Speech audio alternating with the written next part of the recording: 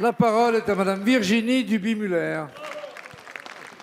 Monsieur le Premier ministre, en février dernier, avec mon collègue Olivier Marleix, nous avions déjà interpellé le ministre de l'économie sur la crise de gouvernance chez Engie, dénonçant un probable plan caché du gouvernement.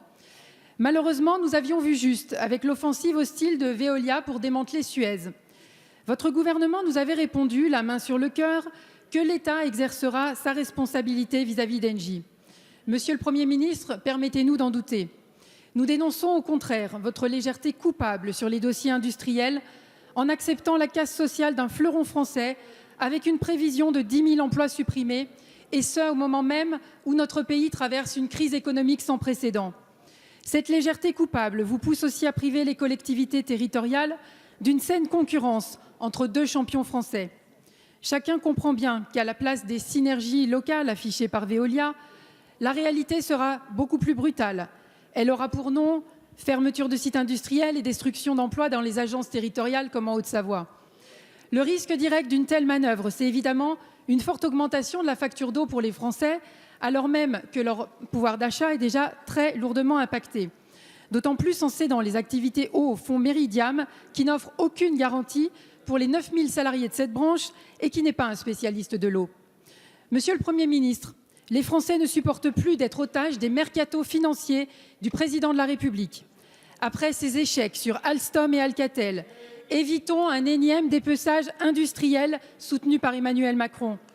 Car il s'agirait bien de comprendre qu'on ne fusionne pas des machines, mais bien des femmes et des hommes et des relations historiques avec les élus. Ma question est donc la même qu'en février dernier.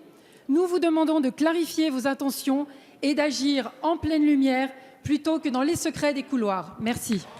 Merci, Madame la députée. La parole est à Madame Olivia Grégoire, secrétaire d'État chargée de l'économie sociale, solidaire et responsable.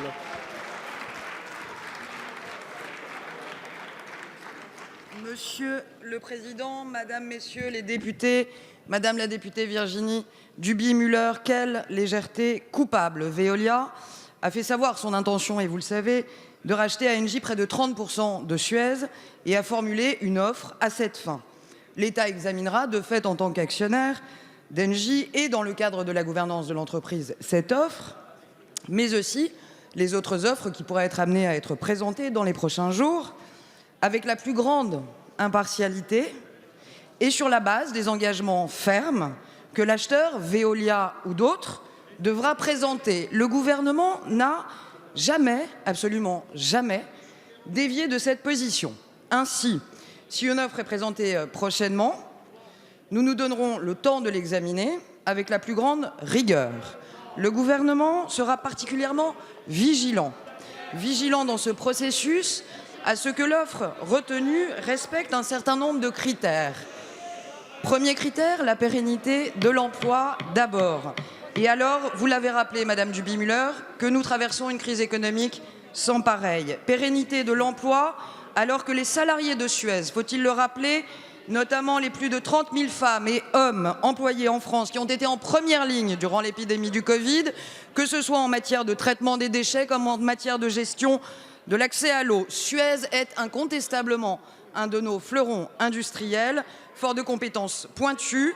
Nous souhaitons le préserver, ainsi que préserver un ancrage territorial fort. La logique industrielle ensuite, notamment en s'assurant que les acteurs susceptibles de reprendre les activités de Suez en France soient et crédibles, et robustes, et engagés à long terme. Il n'est pas question que cette opération soit le prélude d'une perte de souveraineté dans des secteurs aussi sensibles et stratégiques.